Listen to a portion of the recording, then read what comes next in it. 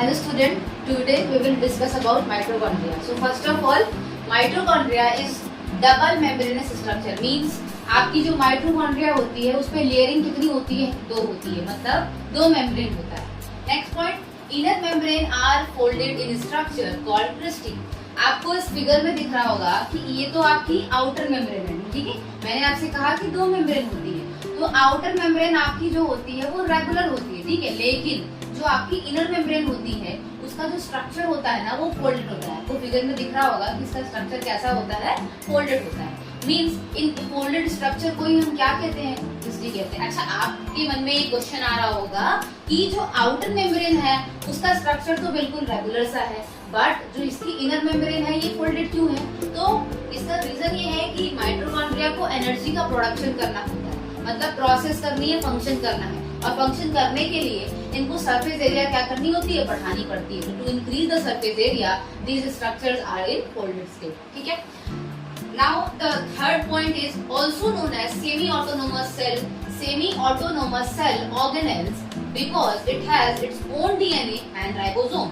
Means mitochondria is also known as semi-autonomous. Autonomous means automatic, अपने आप से ये automatic charge होते. Means कि इनके पास इनका खुद का DNA होता है और राइबोसोम होता है, ठीक है.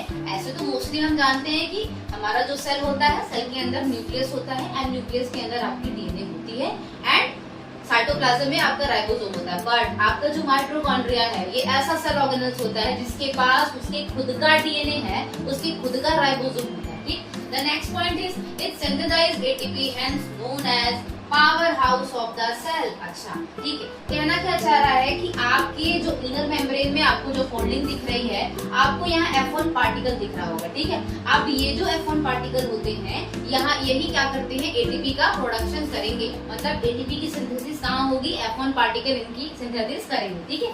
इसीलिए इनको हम पावर हाउस ऑफ सेल कहते हैं. अच्छा, पावर हाउस का मतलब क्या होता है कि जहाँ से एनर्जी मिल रही हो. तो ये एटीपी है क्या आपकी, देखिए एटीपी क्या होती है, एनर्जी करेंसी ऑफ सेल. मतलब एनर्जी करेंसी, जैसे अगर एक मार्केट में जाओगे, आपको कुछ खरीदना है तो आपको एक पैसे खर्च करने होंगे, तो वैसे ही अगर आपके बॉडी को वर्क करना है तो आपको एक एक एटीपी खर्च करना होगा. मतलब एटीपी खर्च करके ही आपकी बॉडी को एनर्जी प्रोवाइड होगी, ठीक है.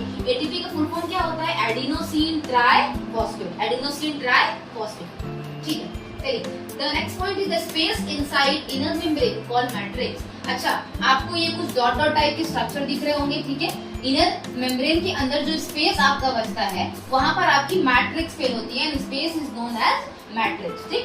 अब next point is cellular respiration take place in the mitochondria in the presence of oxygen. Means in our body when there is a presence of oxygen, आपके माइटोकॉन्ड्रिया में सेलुलर रेस्पिरेशन होता है. जैसे कि आप खाना खाते हो तो आपने पढ़ा है कि breathing and respiration is both are different word, ठीक. ऑक्सीजन जब आपकी बॉडी में एंटर करता है तो सेल में, मतलब माइटोकॉन्ड्रिया के अंदर जो ग्लूकोज स्टोर होती है, ग्लूकोज का ब्रेकडाउन ऑक्सीजन की प्रेजेंस में होता है. एंड ग्लूकोज का जब ब्रेकडाउन होता है मींस C6H12O6, जब इनका ब्रेकडाउन होता है ऑक्सीजन के प्रेजेंस में तो आपका बनता क्या है, CO2H2O प्लस ATP.